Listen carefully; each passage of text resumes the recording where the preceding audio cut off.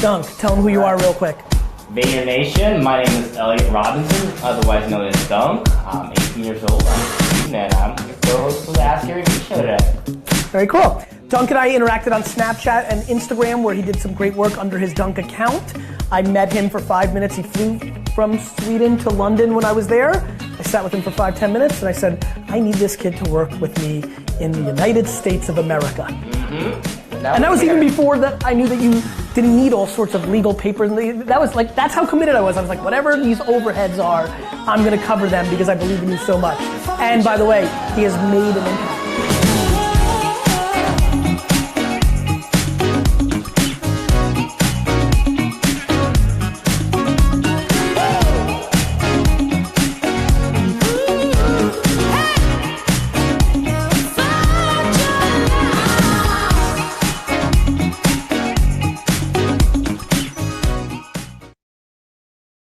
If you're out there, dude, I love the new countdown, bro. That's pretty crazy.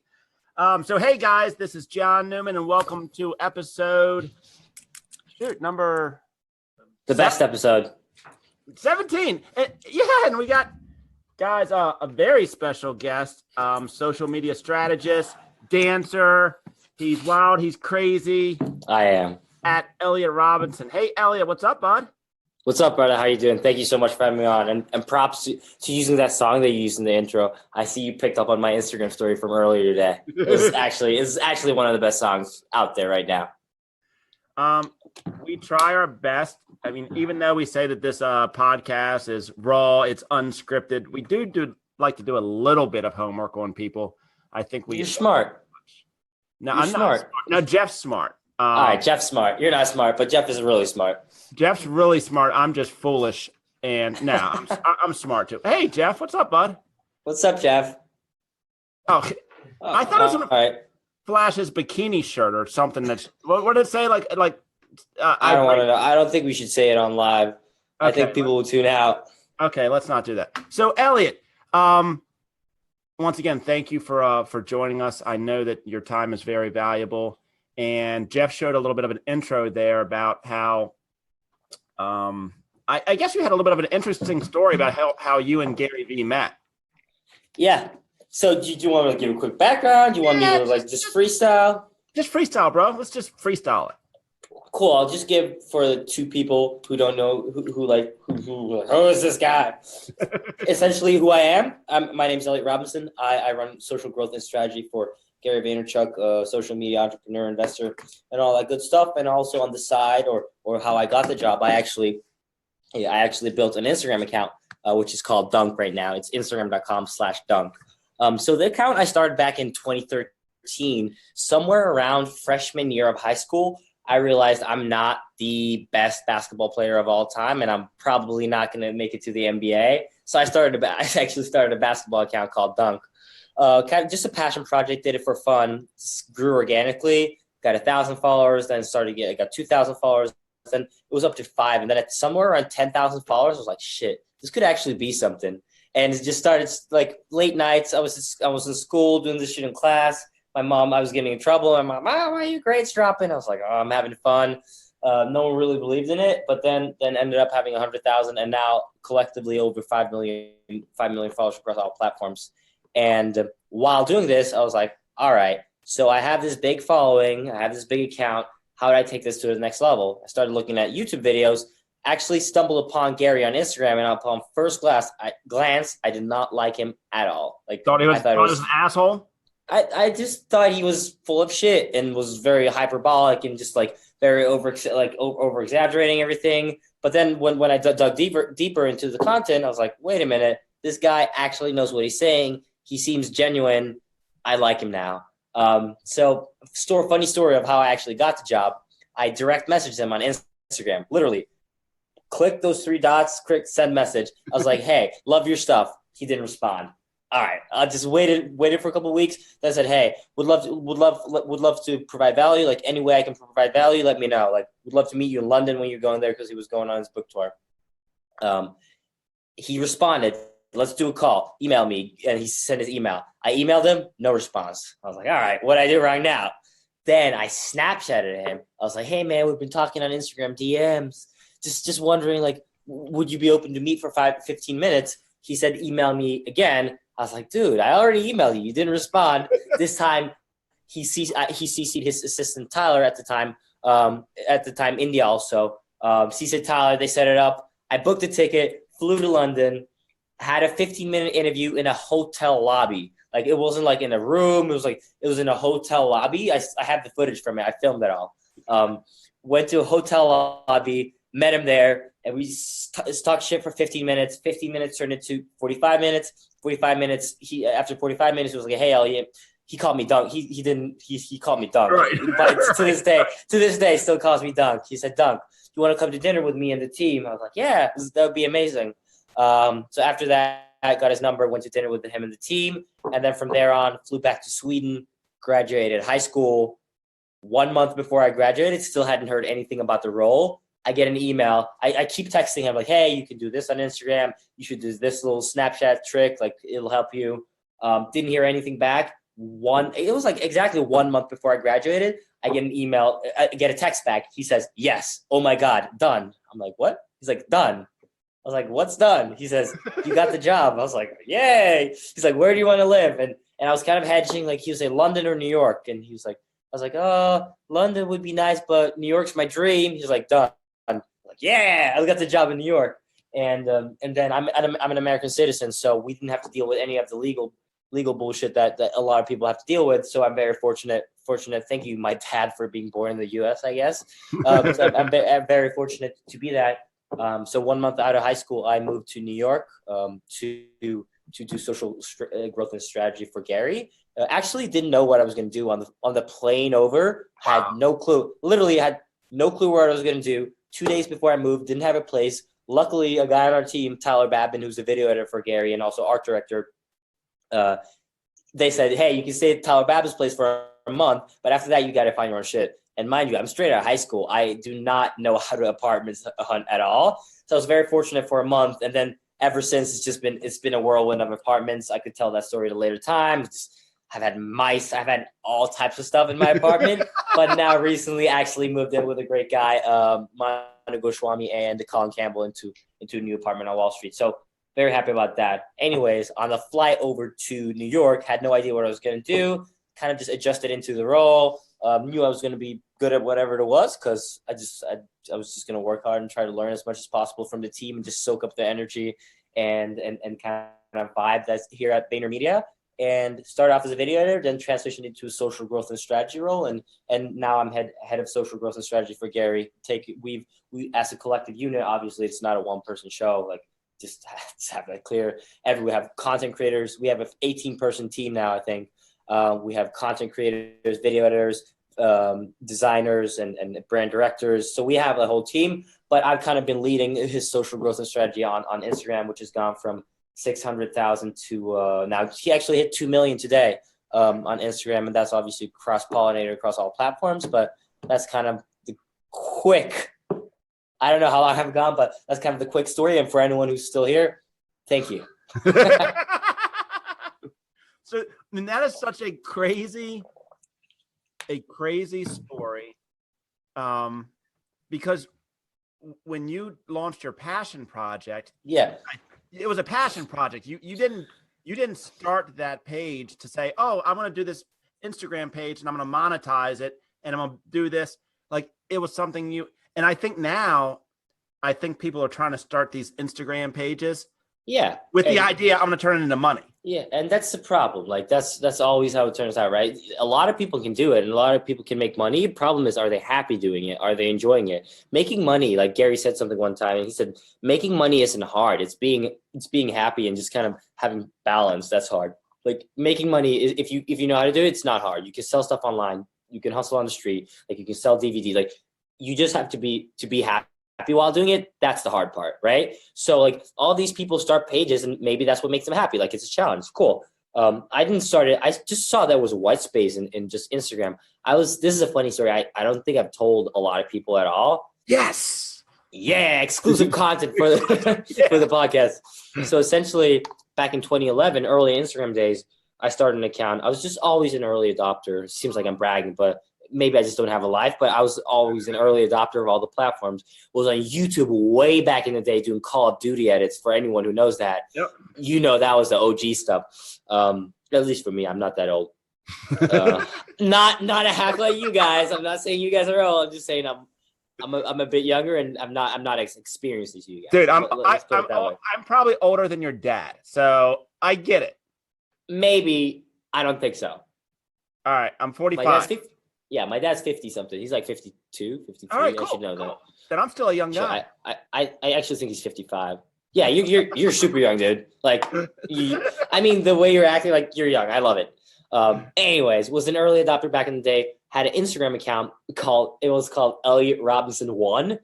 I don't think I have it anymore. I think I changed the name but I still have the account and all the pictures. I literally posted a sunset picture every day for like 3 years. Had 5,000 followers. Back then, I thought I was hot shit. I had 5,000 followers with like Instagram with like 30 to 40 million users. Dude, I was on top of the world.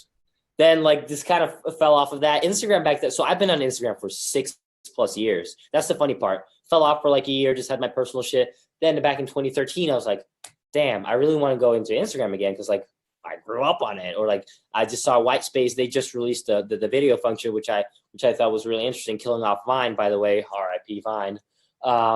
And I've always been into basketball. Like I said, I wasn't going to make it to the NBA. So just kind of started as a passion project. But no, the intention was not to monetize it. And you said something, I read an article, and I think Swish wrote it. My roommate. I forced him to. But he said, or you said something that I've never heard before, but I've heard variations of it. Tell me. It's something, the question was, what advice do you have for youth today that are struggling to find their passion? And then you said, at times, I don't even feel like I know what my passion is. And then I'll paraphrase the bottom line. You said, so find what makes you black out. Yes. And I get that, because there are days that I go by and I'm like, what did you do today? I'm like, I don't know. I don't even know. I'm in this zone and I don't feel like I work. Yeah. You on a large level what you did, but if they ask you for details, like who you email, you just have no clue. Like you can look back at it and you're like, oh shit. Like that's the thing. And just for reference, I'm not saying go drink every day and black out. This is not at all what I'm saying. what I was saying in the article was, like, I have a friend, Henrik, he makes music, right? And he told me this like last year. And that was one of the first times I kind of caught up on it. Like, oh shit, I'm doing that. He said, dude, I was making music all day. I forgot to eat. I didn't eat lunch. I didn't eat breakfast, lunch, or dinner. I literally got up. I was so in it. I was making music all day. And I just forgot to eat. I was like, oh shit, I've done that. And then like I've lost sleep, like being up until 2 a.m. just doing, and then going to sleep and not being able to sleep because you're just itching so much to do it. And then like getting up at like 5 and doing it again. Like that's not healthy. Like, but that's literally what I was doing with Dunk for the first couple, like for fun.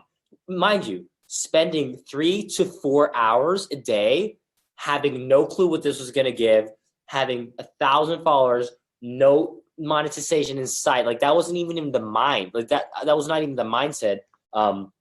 Like weren't seeing any real returns, always growing, but not seeing any real returns, and having schoolwork on the side and balancing that with playing basketball. I actually played basketball all throughout high school, which was like 8 to 10 practices a week. Doing all that and then taking on this Dunk Instagram project that wasn't going to grow. Like it didn't make any sense, but like you say, you know it too. Like a lot of things you do don't make sense, but at the end of the day, it makes you happy and it makes you black out. And like, that's one of the best feelings in the world. When you're sitting and you're just in the zone, you're typing emails, if that's making music, like everyone has their version of that. But literally, I call it blacking out. I'm just going to make that my term now. Like, but I love that. Find what makes you black out. And it's not alcohol sometimes, but not always. I mean, I've never heard, and I've had, because in my past, I let's just say that I understand what blackouts are. I don't have to do that anymore, but I do black out now with work. And I get questioned by a lot of people about why in the world I'm 45 years old. I have a couple businesses that are successful, like why I'm launching a podcast. Yeah. And dude, it makes no sense. Yeah, it makes no sense. But, but I don't think about the monetization of it. I don't think about advertisers. I'm just having a good time talking to cool people. Yep. And that's why I'll win. I'll win because I will just outlast everybody else because I'm doing it because I love it. And even if you don't get 100,000 listeners, you're going to have fun doing it. We were making this good connection right now. Like, it's just going to be a win in terms of, and like when people say win, like winning is such a subjective term. Like winning means happiness for me. Winning means freedom for some people. Winning means money for other people. Like everyone's definition of win is different. Like you're going to win because your definition of win, I assume, is just like doing what you want to do. And if you want to do a fucking podcast and -2 people listen to it, but you're doing it, you win.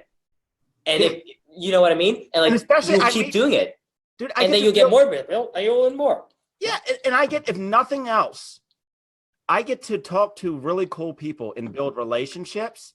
And for me, that's the highest level of currency. Like there's no greater currency than just being able to have an authentic relationship. Like I could follow you on Instagram and say, okay, that guy's pretty cool. And DM and like and comment. But it's all fabricated. That's one of the issues in society. This is an issue in society today. And I'm all about social media, like 100%. And it's actually not even an issue, but it might be an issue that people not hide behind the screens. But it's so easy for people not to interact like this because you just text all the time or you just direct message all the time. But at the same time, it's not an issue because back in the day, instead of texting, you wouldn't do anything. You know what I mean? So it's both. It's an issue and it's not. And like I just don't have scientific data to prove anything. But I know that a lot of people, like you say, like it's easy to get caught up in following someone on Instagram and then just leaving it there. You know what I mean? Yeah, I mean, and that's why, because I am a little bit older than you, and I've been in business for various businesses, but going on 20 plus years. Longer than I've been alive. Just it's crazy. But it's so much easier today. And when I say by that, what I mean by that is, in the old days. Shout out to Hint. Nick Sharma. Is that good? Dude, this is the best water. Like this flavored water. I'm not endorsed by them. I have like 4 bottles. We'll get Nick to send you some. Anyways, keep going. Sorry about that. In the old days, if I wanted to connect with people, either had to go to networking events, which took a time, or I had to pick up the phone or knock on doors. I can now connect with people from all over the world, hundreds and hundreds of people in the same amount of time that I could do it in 2 hours. But the ultimate goal is to take it to another level, and that's a relationship. And I think that's where so few people understand that it's deeper than a connection. A connection is just it's a mechanism by which I can connect with people in order to build authentic relationships. So, like, I love that analogy. Like, different types of connections, right? So, like, there's one connection is following someone, right? There's another connection, like there's levels to it. There's levels to this shit. Like there's one connection following them. There's another DMing them. There's another actually like providing value and people are like actually being interested in what you can give to each other. And then there's the next one, which is like what we're doing now, which is like real human interaction where we're actually doing something together. It's pretty fucking good. I might steal that. No, you can have it because you have more time in your life to do something with it than I do. No, I'm just joking. So we already have a question, and you're probably going to love this question because you're probably going to flip it on its end. So, hey, Brian, be careful what's up, Brian? Brian Fulton asked, what made you want to start monetizing or driving it towards the business side of the platform? And you're going to have fun with it, I think. Dude, it's actually funny. This is actually a funny theory. So I was approached all the time. Actually, it's less money than you think. Like growing, people think, oh, if you have 200,000 followers, you make millions of dollars. That's not at all how it was. I think I made a profit. I made before my first month where it spurted. I always sold shout outs because I thought it was smart. At 20,000, I was like, people were asking me, can I sell a shout out? I sold shout outs for $2, John. Like $2, and you could get an hour on my page when I had 20,000 followers. So I was always doing that. I was just kind of side hustle. It just came organically. But there was this 1 month where I had growth. I had like 200 to 300,000 followers. And in that month, I made more than I'd made in all the previous months combined. Just because, and by the way, it wasn't a lot of money. It's a lot of money for most people. It was a lot of money for me back then. I just was never, I actually don't see the money I make on Instagram. I see that as play money, right? Like I use most of that money to reinvest. So how I got into the business aspect of it, I took all that money because a guy I was talking to back then, his name is Mike. He runs Kicks on Instagram, a great account. He said, dude, you should reinvest all the money you make into Instagram. I was like, why? Like I could just take it out and do this. He's like, no. Reinvest it in Instagram. It's going to be like a stock. Like if you invest it in your account now, in 2 years, you're going to be able to do so much more with it. I was like, all right. I tried it out. I took all the money I made. I paid other people to grow my account, and for shout outs. And it just, every dollar I threw out, it just 10 just flew back at me in terms of followers and new brands wanting to work with me. And not even brands, but just smaller profiles. What made me make it into a business aspect? There was this weekend where I was always doing that type of side hustle thing on what's it called? I haven't told the story either, so this is even more content. I always did all this side hustle thing on just kind of an Instagram and making this small money. But there was this one time, this weekend, I had my tonsils operated also. It's very unfortunate back then. I got sick super easy. I would have a cold, and like the cold would be over. I'd play basketball. Mind you, I was playing basketball 8 to 10 times a week, so it was very hard like to kind of manage. Like I was sleeping too little. There was a bunch of shit. Anyways, that was not the issue. It was my issue. Like my mom had it as well. I operated my tonsils because I was sick all the time. So what happens when you operate your tonsils, for anyone who's done it and who's watching this or who's going to watch this or whatever, it's one of the worst experiences in the world. I cannot prepare you, John. If you ever operate your tonsils. Especially as an adult. I've heard as an adult, it's really, really hard. But as exactly. a child, it's not that bad. And I wasn't a child, but I wasn't an adult. I was kind of in the middle, so it was not bad, but it was really bad at the same time. No, you said it was bad as shit. You said you hated it. It sucked ass, dude. When I tell you this was one of the worst 2 weeks in my life, I'm serious. I got the tonsils operated.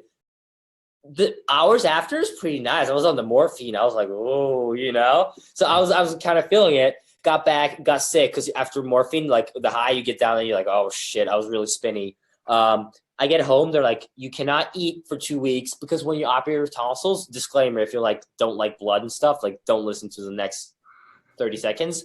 I operated tonsils. Essentially what you have two open cuts on your throat where your tonsils used to be. And if you like ate chips, one of those, it will cut it open and it start bleeding, right? And even if you didn't eat, I could only eat mac and cheese and drink water for 2 weeks. I'm really bad at pounds, but I lost 10 kilos. I don't know what that is in pounds. I think it's like 25 pounds, something like that. I was so skinny, man. Like, I'm not going to show you the picture. I have the picture on the phone. I literally look like a zombie, right? I look like a zombie. I was so skinny, man. Like, it was not funny. Anyways, I couldn't do anything. I couldn't play basketball. I couldn't go to school, man. Like, I couldn't go out and I took like 2 walks in 2 weeks because I was so weak. Like it was almost the same thing. Like, and don't feel bad for me, by the way, because this really is something awesome what I'm about to tell you, right? So this is a true story. Like you don't have to believe me, but this is a 100% true story. I was always doing, this was back when Dunk was at like 100, 200, 300. So like I picked up some steam. What happened was this app company reached out to me. I was like, hey, if you can drive app downloads, we'll pay you per app download. I was like, wait a minute, what's this? Crap. And that was the first kind of app download thingy I got into. And it wasn't 100% kosher. Like what they did was, and I thought this was really smart. We fooled people. We didn't fool them. We didn't steal money, anything like that. But from people, we said, hey, if you download this app and you open this app for 30 seconds, you will get the new iOS emojis, the new emojis on the iPhone. And this was before like they had the fuck you finger and like all that shit. Like this was before any cool emojis, right? So right. I literally made up NBA emojis. I made up that you could get NBA emojis. I bought shout outs, all the money I'd made before, all like 80% of the money I'd made before. Excuse me. I put into buying shout outs from other pages, buying promotional posts from other pages. Exactly how I grew my page. I did that for the NBA emojis.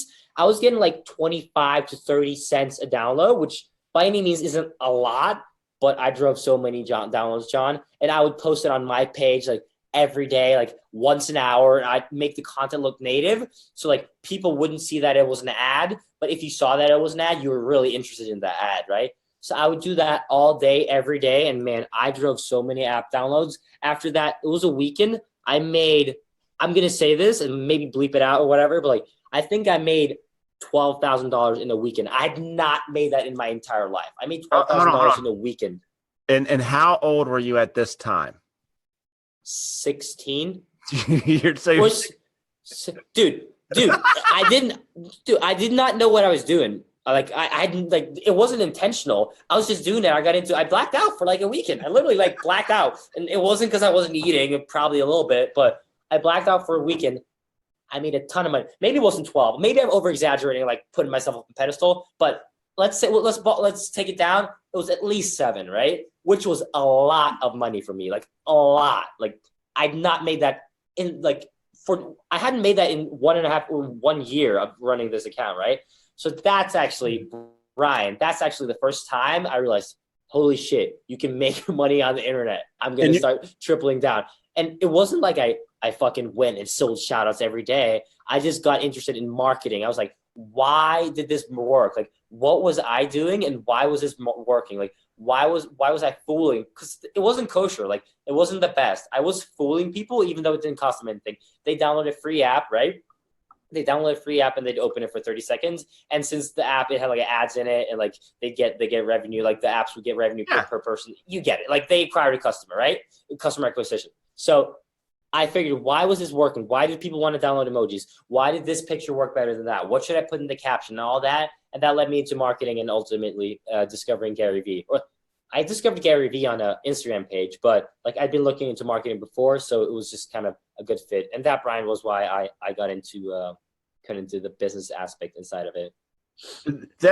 I mean, basically what you're saying is, and it's funny, I was having lunch with somebody today and I said, you have to love the game that you're playing. Like you don't love the game for the outcome or for the rewards or for the money. You just love the game. And that's what I heard you just say. Like you just loved the game of Instagram. You wanted to understand how it worked, what made it tick, what consumers wanted. And then it turned into money. You didn't go into it and say, okay, how can I make money off of Instagram? And I think that's where people get confused.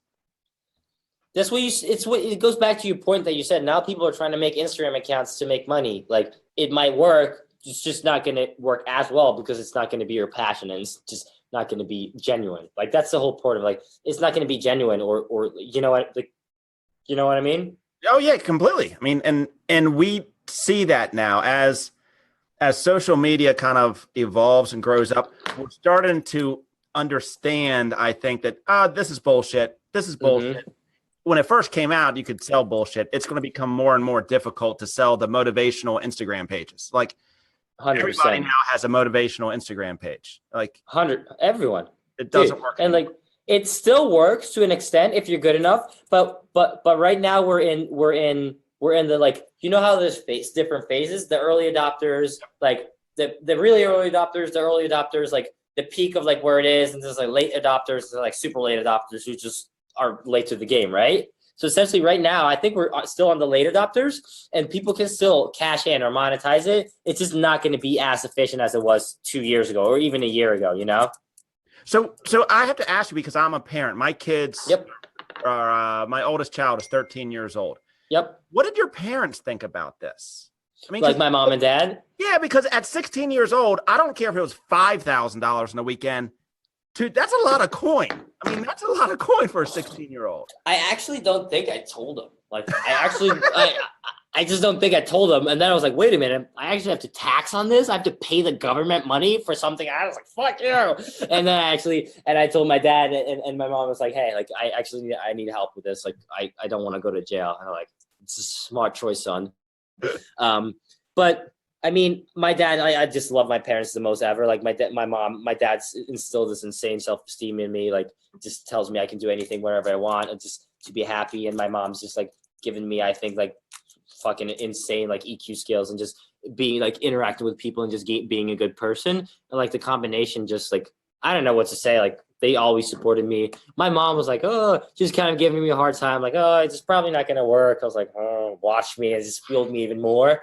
My dad My dad was there from the start. My mom was always there and always supports me in anything I do, and I'm not discrediting her in any way, and I would never do that because I love her the most. My dad, on the other hand, was more involved in it. You know what I mean? Like how he was more involved. I think it was just because my dad got me into basketball. Like I wear number 8 when I play basketball, and literally that was what my dad, like Kobe scored like a lot of points, and he's like, son, you're getting number 8 in basketball. I was like, yeah. And my dad just got me into basketball, so he was very, very involved in it from the start, and like that's just what I was. And they were both always supportive of it. Like, was there a time when they realized that, wow, you can actually make money playing on Instagram? Like, did it ever like occur to your parents, like, hold on, like this, it's not supposed to work. It's not making sense. Yeah. It's just like a disconnect. Like, it's like it comes in, it's just not supposed to, like, it just doesn't go out. I don't know what that was, by the way. It was just a disconnect. The rest that I said was just fucking weird. I get it. I don't know. I think it like gradually got to them, you know. It just kind of gradually, it was like, what the fuck? It was like, what the fuck, wait, what? It just kind of gradually got to them on it. I think when I flew to London, it was a big one because that was the first time it was a job experience in the real world, right? Like that was interviewing for one of the fastest digital agencies growing in the world, fastest growing digital agencies in the world, with the CEO of it, by the way. I think that's when it really hit them. It might not have even hit them. It hasn't even hit me yet. It's just like, just live, you know, like this.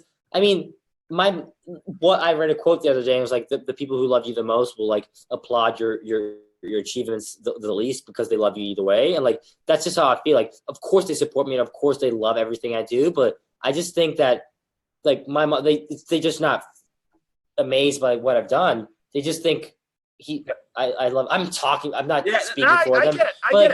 They just love me either way. I assume, I hope, mom and dad, if you're watching me, I hope you love me either way. I know they do.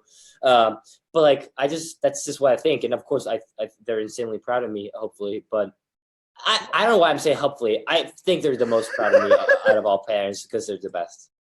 I think what you just said was that. And you, by the way, you're in like probably a better position than me because you actually have kids, right? And like, by the way, I have a question for you. Let's switch the roles. Like, yeah, let's do it.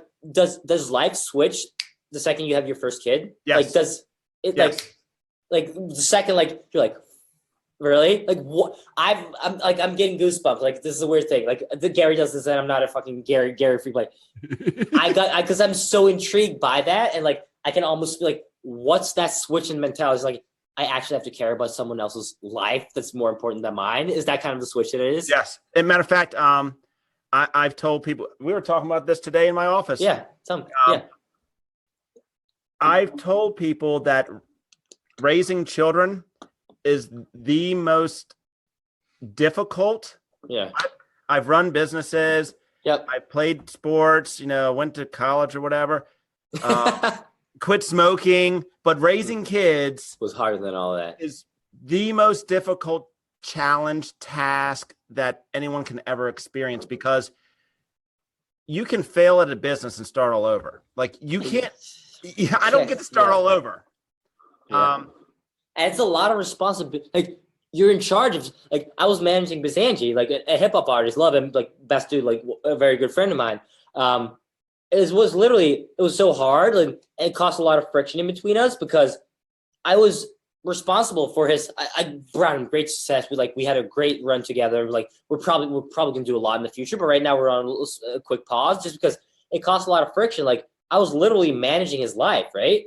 And I have my life, and like, it was just like every second I wasn't spending on his stuff, he felt like shit, And it's just a hard dynamic. And I'm not saying me managing him is the same of you having a kid, but what I'm saying is it's a very similar dynamic of being in charge of someone else and having.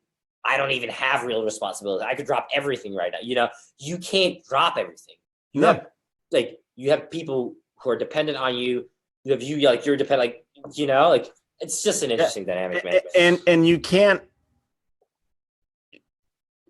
In business, I can fold up a business and walk away. You can't fold up a kid and walk away. You can't. But it's also one of the most rewarding. Like, I've learned more from my children Yeah. than in any other business or school or venture. So life experience happens at such a rapid pace with kids. Maybe I should just get a kid like next year. Whoa. Just kidding. I'm not going to do that. Anyone's watching. Get a dog first. I have a dog. My dog's called me Lou, and I actually love him. I probably miss him more than I miss my parents right now because I can't talk to him on FaceTime. I haven't talked to him in he's I'm an only child, so he's like my sibling, right? Like, Oh, wow. I haven't talked to him, and it's weird. Like I actually like him more than I like people. It's weird, dude. That's not weird. Dude, like he's my brother. He's essentially my brother. Milou, he's the cutest dog ever. Like, yeah, I miss him more than I miss my parents because I can't talk to him on FaceTime. It's an interesting statement. Trust me, there are days, and I know my wife is watching, there are days when I'm sure she would say, okay, if I had to choose between the dog and John, like she would question it sometimes. Honey, I love you, but I've been married for a long time. 99 to 2000, 18 years this October. So yeah, going strong. Congratulations, going man. strong. Yes. Yeah. So here's the other thing that's interesting, and Gary talks about this. A lot of people say that they want to be an entrepreneur and be a business owner. Yep. Very similar to having children. Very, very similar. Because if you truly care about your people, just like you care about your kids, you absorb all of the pain that they go through.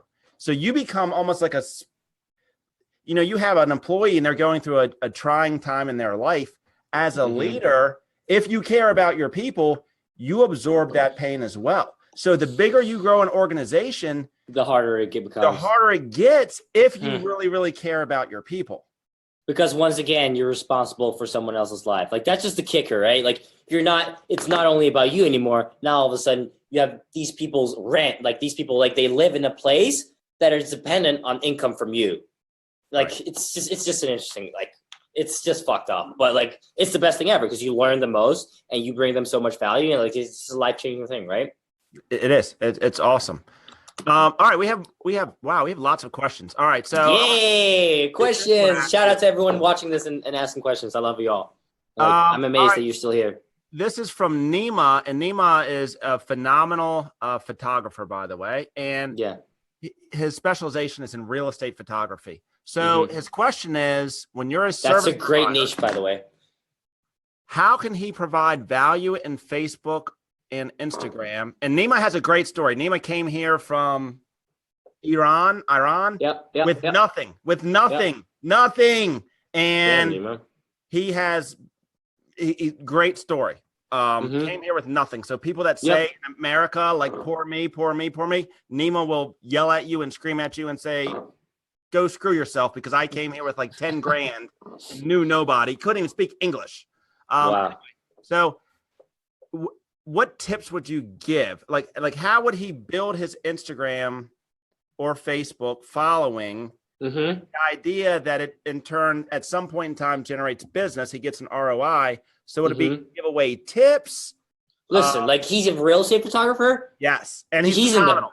Dude, is he good? He's phenomenal. He won. Like he can DM. So listen, like real estate photography, right? There's a lot of money in it. Like just because like people want to sell their fucking apartment, like it's luxury. If it's luxury real estate, like he should be looking at every single person. Like you can see, like you can search like apartment hunting. Like you can go into Frederick Eklund on Instagram and look at people who are looking for apartment. Like people literally buy apartments on Instagram, which means people want to sell apartments on Instagram, which means people want good pictures.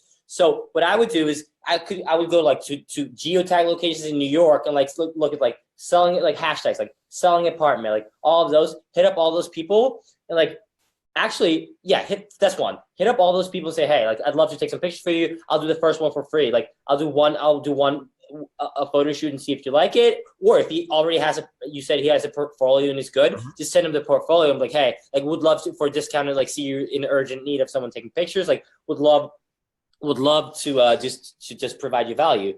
The second thing he could do is reach out to all these firms, right? There's all these firms that are listing like the listing apartments. Actually, I'm not going to give advice on that because I don't know enough about that. What I'm going to say is for all the other real estate photographers who he knows, like who follow him, like he should be giving tips like, hey, like if you want to make a room look bigger, you should take it at a bird's eye angle, or like if you want to make it look like spacey, like take it like from below. Like he should be giving a lot of tips on his Instagram, and like because it's just good karma, right? Like one real estate photographer is gonna do it, and people are gonna think, oh, he's gonna steal his business. But like if he's a genuine person, like they're gonna refer business back to him. And it's also just relationships, man. Like just every single person he's already taken pictures for in real estate, like he should be hitting them up like on a weekly basis, just like, hey, happy Friday. And obviously there's a balance of being annoying versus not. But like, hey, happy Friday, just wish you the best of luck in anything. Like if there's ever anything I can do for you, let me know. Like, hey, here's a picture that I took last week that I just touched up, like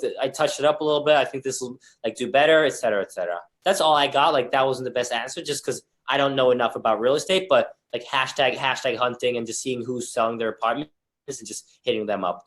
Okay. And even like for famous people, if there's a famous person who's like selling their house, like I don't know how you would find that, but if there is, finding them, offering to take their pictures for free, like fucking amazing pictures, if he is as good as you refer, and like I believe you, and like if he does that, if he gets one in like 1,000, he gets one that refer him to like, and like that's a rich circle or like a big circle, and then they'll just refer him. Like I feel like real estate photographers a lot of word of mouth.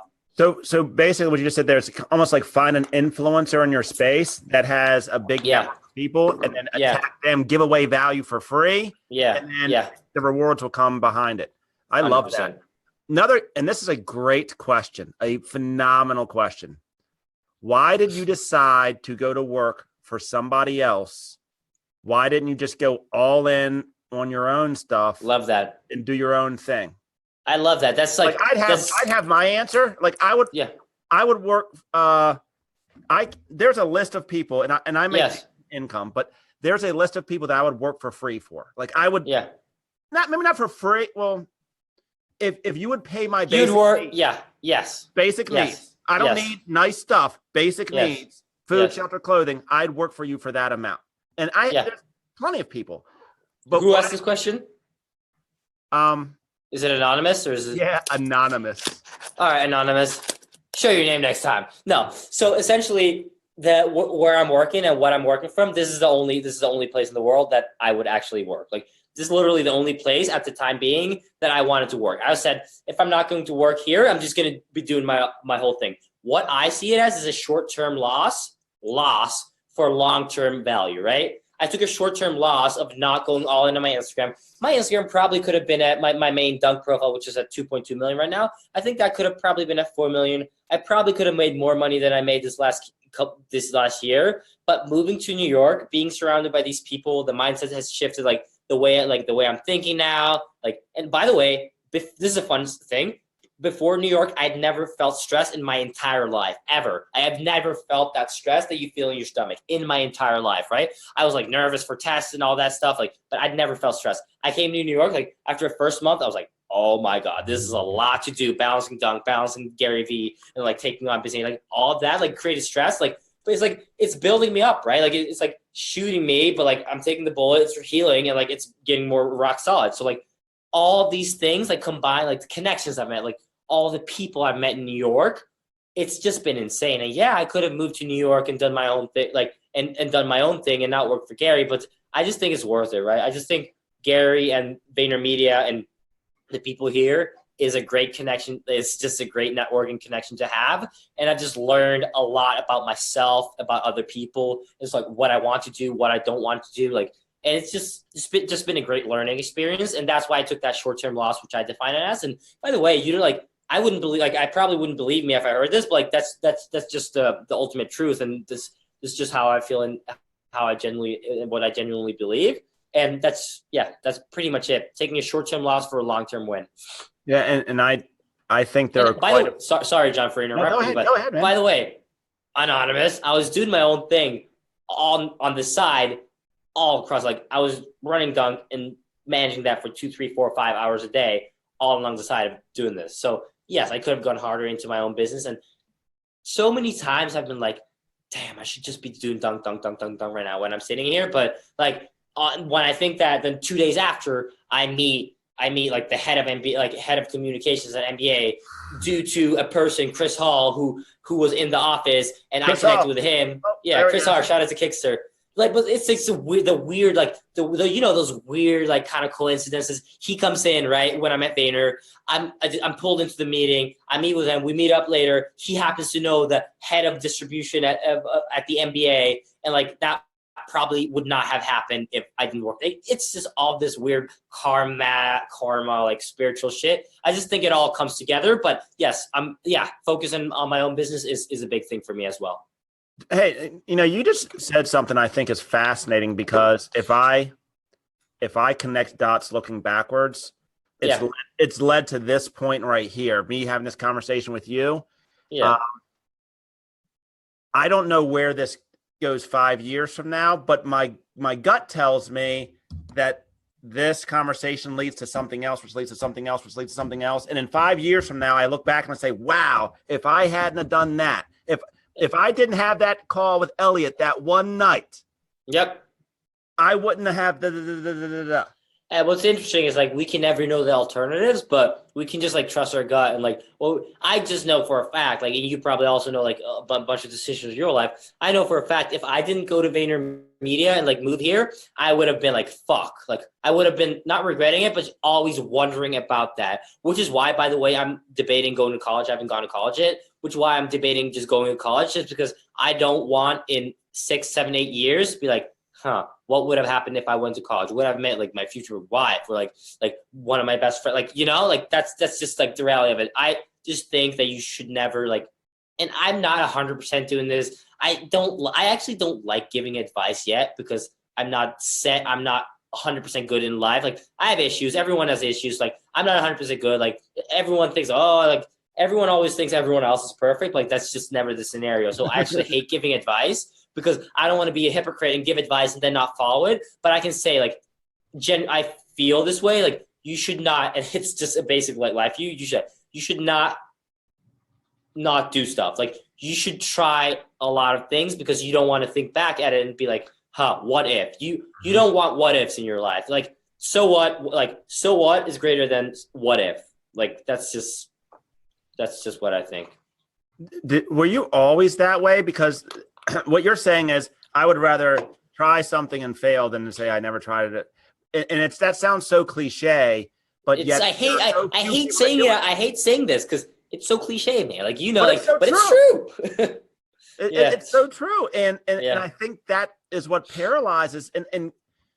And like I'm a fiend of Gary Vee. Like I literally like just try and soak up his information. Even like recently in the last 4 months, I've taken it to another level. Like I'm just trying to, but if you listen to what he says, like that's what he says, just do shit. Like just do. I mean, and dude, like, just to make decisions. Like you, there were so many people that probably said, oh, hold on. So you're going to go move from Sweden to New York. You're young. You don't even know what your job is. And for you, it probably, did you even have to think very long about that? Or was like, okay, this is done. Like, I'll figure it all out when I'll get there. Yeah, dude, I remember sitting in my living room and everyone was questioning it. And I was like, am I crazy for not thinking this is normal? Dude, this is 100% serious. Everyone was saying, oh, you sure you should move? Like, you're not going to have summer vacation. Like, you're only going to be out for a month. And like, this is not normal. Dude, I'll show you something. It's not normal. And I'm not bragging, but like, it's not normal for me to sit on a Thursday night on 4 hours of sleep and do this interview with you. Like, and no one else is in the office. And I'm not the hardest working people. Like by the way, this is one of my biggest issues, like time management, right? Like I probably could have been a little more efficient today and been at home doing this. And we could have done it a little early. Like I'm not the best. I'm not saying that. I'm just saying, but you got back to my point. It's a really cool view back there though. Yeah. I mean, I can't complain doing this. No. But anyways, when I was back to my point, I was sitting in my living room. I explicitly remember this. I was sitting on my white sofa.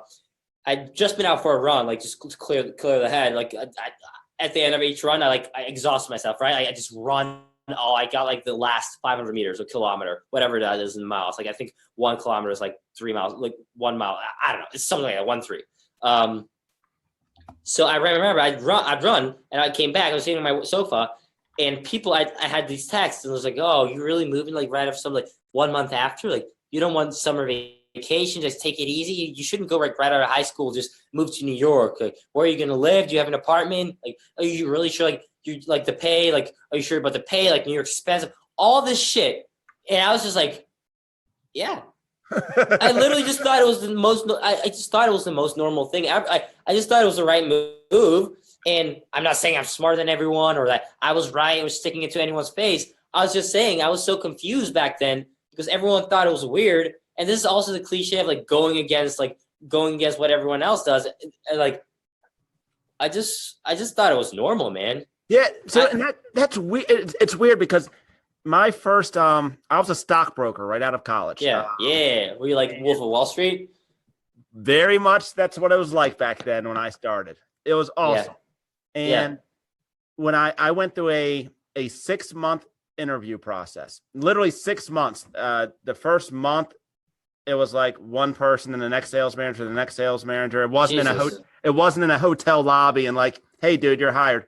I wasn't hired on the spot, by the way. I was hired a month after, but yeah, I get it. Anyways, there was process 6 months. Keep going. It was a tough fucking time. And then the one sales manager said, hey, I don't think you're ready yet. So what I want you to do is I want you to call me every day at 12 o'clock.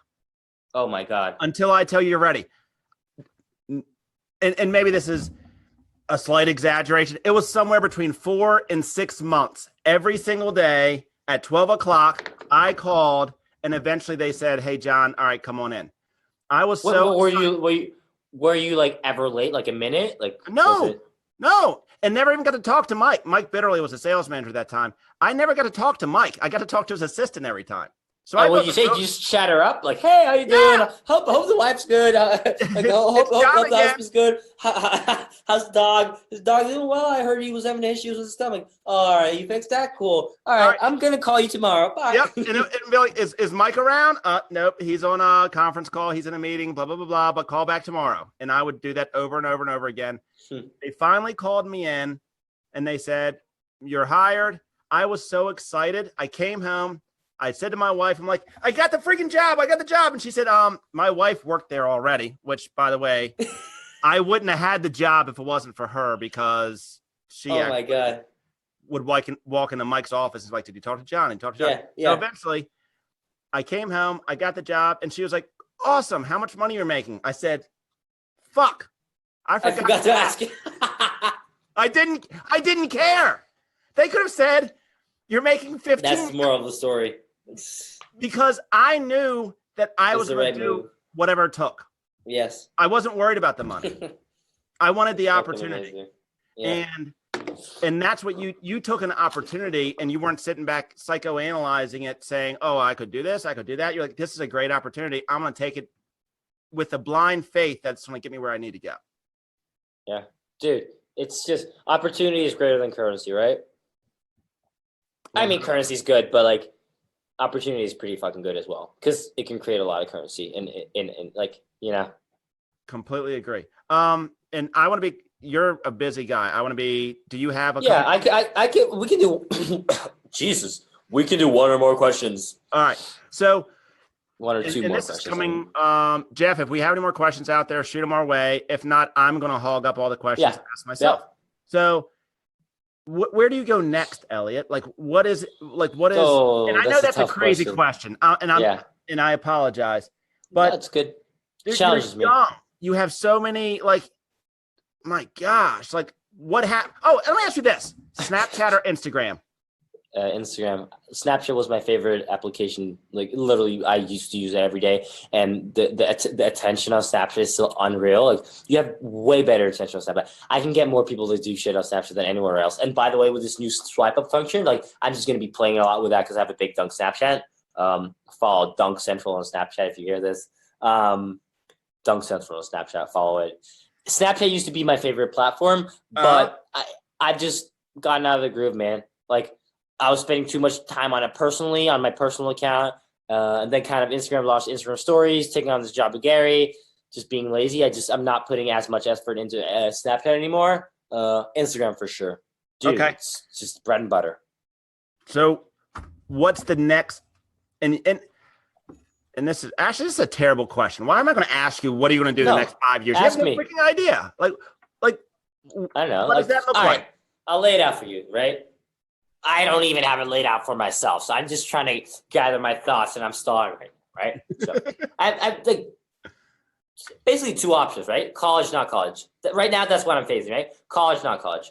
College, because I don't want to be like we were talking about before. I don't want the what if of like I should have had a little more fun when I was 20. Like I should have enjoyed myself a little more. Like I should have been partying a little more. By the way, that's coming more and more in New York, so I'm just kind of getting away from the partying experience and just like there's not anywhere else. There's 30,000 people of the same age on campus just having fun, right? And just enjoying themselves and also learning, of course, learning.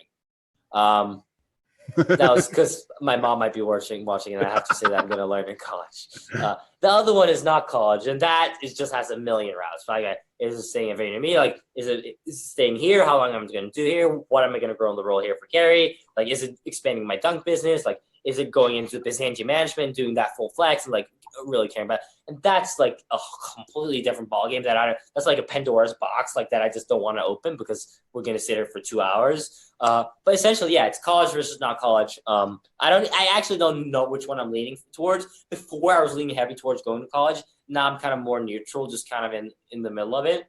I don't know, man. Like it's tough, and like it's such a good issue to have, but it's still an issue of like, what the fuck am I supposed to like? What the fuck am I doing here? You know, seriously, it's so funny. Most people are thinking, I'm going to go to college so I can get a degree so that I can get a good job. It doesn't make a difference how much money you make, but you're not looking to go to college so you can get a degree so that you can get a job. No, I don't even think the degree, like I honestly want to find something I enjoy in college and study it. Cause like, I'm not against school, dude. High school, like one of the best times. Like I always think every year I have, this is actually my life goal and like life purpose. And like, I want every year I have to be better than the last one, you know? And like people say that about days, etc. I want every year I have to be better than the last one and always be climbing. And of course, once in a while, like it's going to be down, like, but I just want to keep climbing. And that's what I've been doing so far and so forth. Like high school was awesome, dude. Like I enjoyed it. Like, yeah, tests sucked. Like I studied, I learned a lot. It's like just being this common knowledge, talking to people, like being with your friends every day. Like I enjoyed the shit out of high school. And I don't know if I'm done with that experience. That's the whole kicker. My friend told me once again, my best friend Henrik, he said, dude, like we're talking about college. He's like, dude, I don't know if I'm done with the high school experience, right? Like just like being close to people, like being with your friends, like not having all those responsibilities, like living in a dorm, like not being put like eating dirt food, dude. I have to pee so bad. Like, can you like tell a story? I really have to pee, man. Like, yeah. I'll be back in like 5 minutes. Oh, good. All right, so this is pretty freaking awesome. Elliot, you're the first one that's ever had to take a. Hey, can we cut to commercial, Jeff? Like, let's cut to commercial. Okay. This episode is presented to you by Refresh Water, purified drinking water. When you're drinking water, drink Refresh. I think Jeff's gone too, because usually Jeff would be like, okay, let's cut to like a break or a video or something like that. But whatever. Oh, there.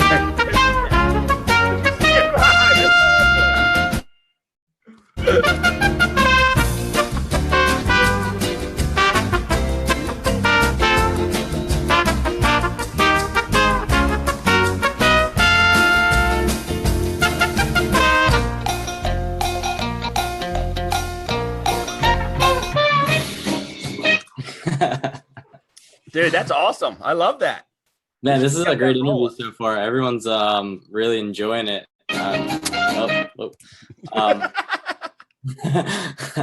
We're getting a lot of really good comments and a lot of good engagement on here too. So again, we don't have that much time with them, guys. If you have any last questions. We have time for one more question, let's say. Yep. And then I'm pretty sure we can sell Eliot on that fact because he interrupted by. Back. All right, he's back. Entertain them. All right. Do you guys entertain them? Oh yeah, dude. Yeah. I'll show you what we played.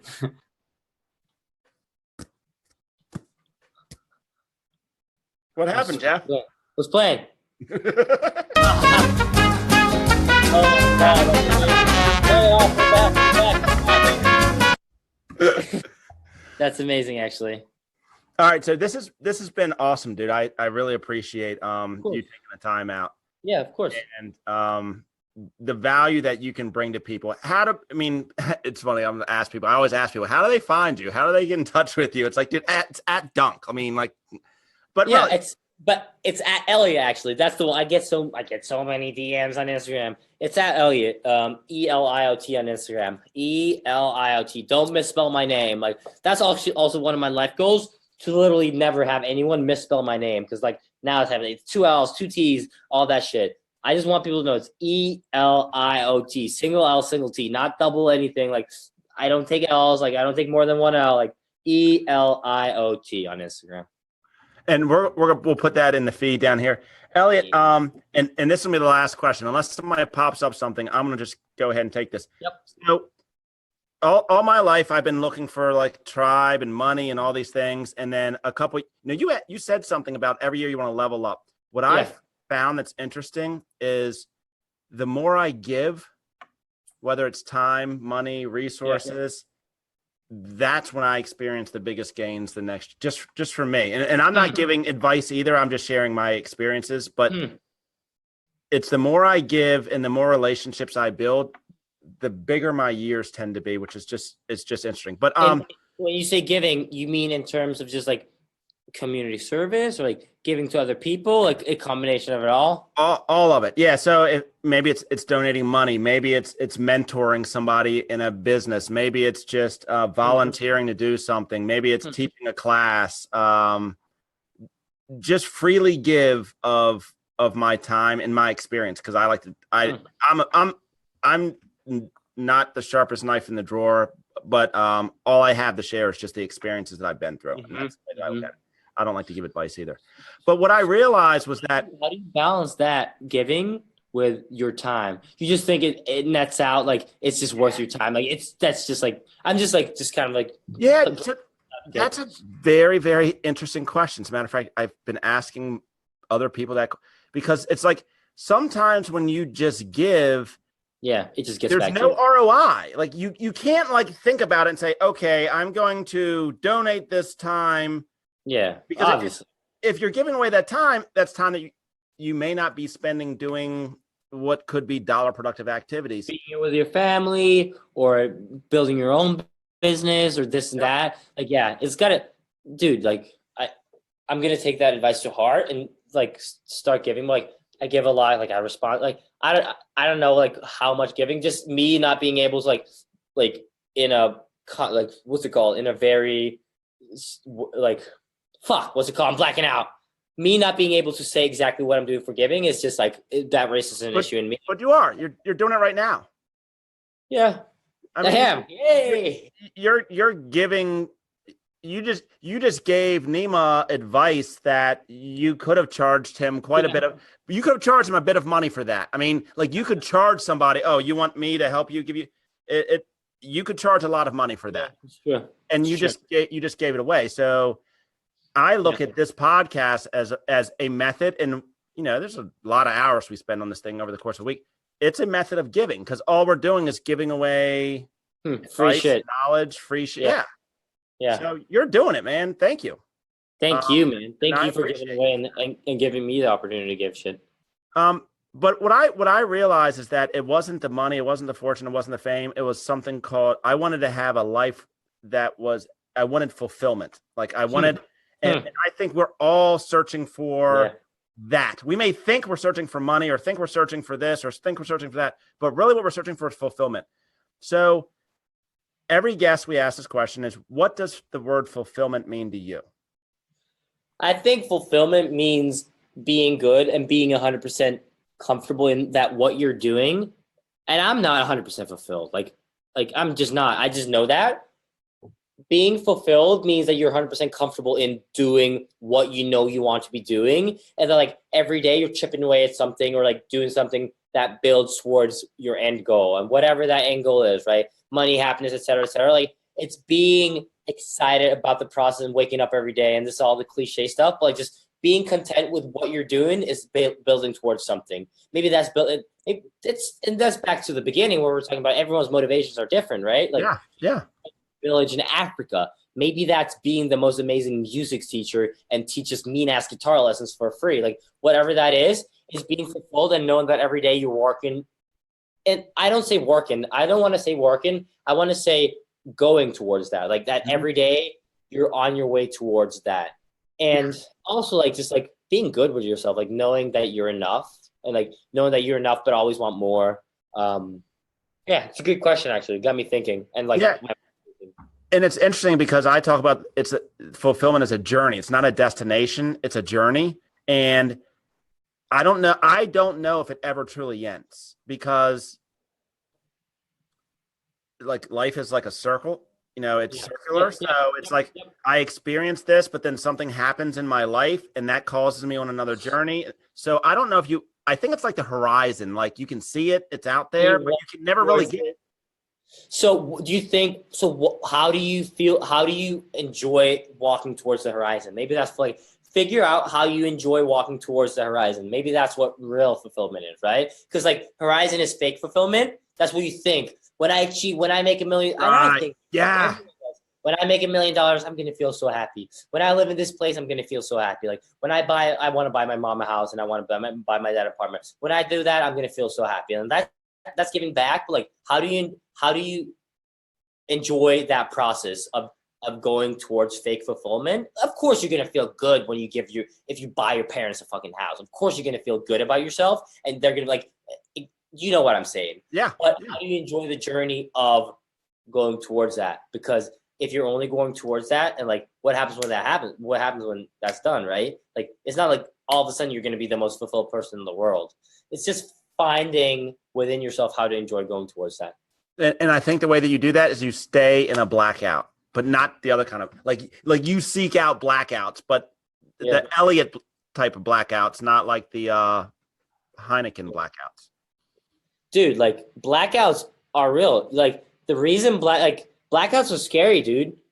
Time flies. You can do mini. Okay, this is a side. You can do small blackouts, which will be for like 30-minute segments. You're like, what the fuck? And a day, what the fuck? Then you can also do, like, dude, I've done a month. Not saying I've been in the zone for a month, but then me looking back and be like, wait, I did that a month ago? I literally thought that was 5 days ago. No joke. And it's not because I'm the most awesome person who does everything he loves. But, like, literally looking back, I'm like, shit, that went quick. And that was, like, sometimes that was school. Sometimes I was, like, enjoying the shit out of school. But, like, find what makes you black out. I love that, dude. You should put that, like, on a shirt. Like, I'll buy. Like, I want to make those shirts and, like, start distributing. Like, I don't want to make money off of it. Trademark. I like that, Eliot. This was awesome, my friend. Yeah. Thank you so much, man. Thank you so much, and we'll see you the next time we come up to the city. When are you coming? Soon? Jeff, I know my wife's going to be up there, like, next month. I would say probably in the next 3 to 4 weeks we will be back in the city. I'll see you in 3 to 4 weeks, my man. So we'll get together. Thank you so much. Yeah. Thank you, bud. Thank you so much, everyone. Thank you so much, Jeff. Thank you, everyone who made this possible. Thank you, God. Thank you, Jesus. I'm actually not religious, so, like, maybe cut that out. All right, guys. Bye. Thanks, Eliot. Bye.